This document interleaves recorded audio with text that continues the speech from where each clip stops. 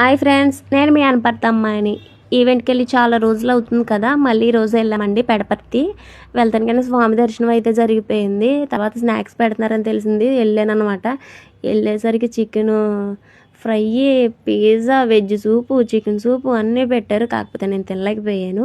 పాప ఎంట్రీ అయితే ఇంకో మామూలుగా లేదు, సూపర్ అన్నమాట.